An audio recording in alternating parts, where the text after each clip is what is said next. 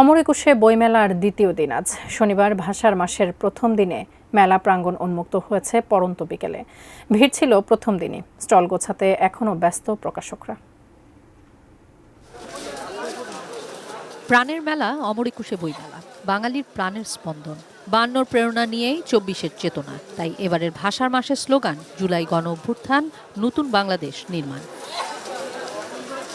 প্রথম দিন খুলে দেওয়ার পর থেকে সরোয়ার্দীর মেলা প্রাঙ্গণে সমাবেশ, নতুন পুরাতন বইয়ের সঙ্গে প্রিয়জন সান্নিধ্য, স্বজনের সমাবেশ।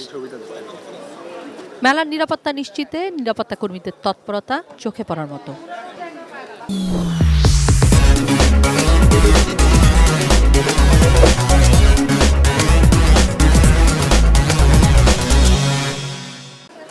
ভিড় এড়িয়ে নতুন বইয়ের স্পর্শ নিতে আসা পাঠকদের দেখা মিলেছে বেশ। দিনে ভিড় কম হয়, আবার লাগি বই কিনা যায়। আমার একটা বই পছন্দ হয়েছিল, তার নাম হলো লাইরি।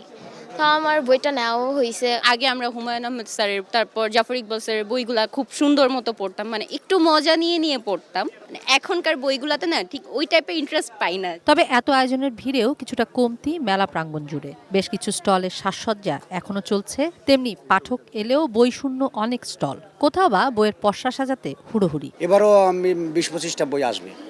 অলরেডি 2টা চলে আসছে। আমাদের বাইন্ডিং কারখানায় স্ট্রাইক চলতেছে, এই কারণে আমরা বই মেলা মাঠে আনতে পারছি না।